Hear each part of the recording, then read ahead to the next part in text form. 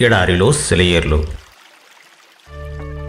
April 21వ తేదీ కొరకు వ్రాయబడిన ఈ భాగాన్ని మీకు చదివి వినిపిస్తున్నది సహోదరుడు పాల్ సుందరం. అబ్రహాము దేవుని మహిమపరచి ఆయన వాగ్దానము చేసిన దానిని నెరవేర్చుటకు సమర్థుడని రూఢిగా విశ్వసించి విశ్వాసము వలన బలము నొందెను. రోమీయులకు వ్రాసిన లేఖ 4వ అధ్యాయము 21వ వచనము. అబ్రహాము తన శరీరం వంక చూసుకుంటే అతనికి స్పష్టంగా తెలిసిపోయేది అది మృతతుల్యమని. అయినా అతడు నిరుత్సాహపడలేదు. ఎందుకంటే అతడు తన వంక చూసుకోవడం లేదు, సర్వశక్తుడైన దేవుని వైపు చూస్తున్నాడు. వాగ్దానాన్ని పట్టుకొని తొట్రుపడలేదు.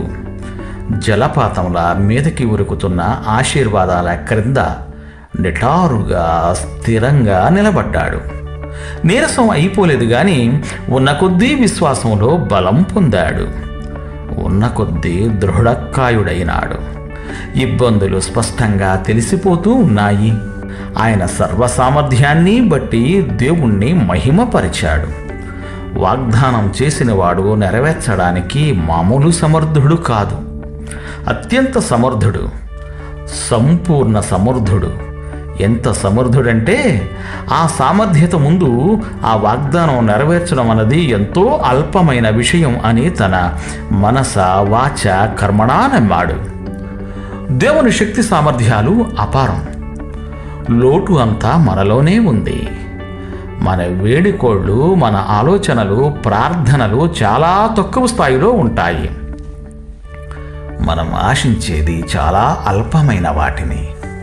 ఆయన మనలను శ్రేష్టమైన సంగతులను గురించి ఆలోచించమని అంటున్నాడు. మనల్ని గొప్ప గొప్ప విషయాలు అందుకోవడానికి అర్హుల్నిగా చెయ్యాలని చూస్తున్నాడు. ఆయన్ని అపహాస్యం పాలు చేయవచ్చా? మన పరమదాత అయిన దేవుని దగ్గర మనం ఇంతవరకే అడగాలని గాని, ఇంతవరకే దొరుకుతుందని గాని హద్దులు అంటూ లేవు. అయితే ఇక్కడున్న షరతు ఒక్కటే, మనకి ఆశీర్వాదాలు మనలోని పరిశుద్ధాత్మ శక్తికి అనుగుణంగా దొరుకుతాయి.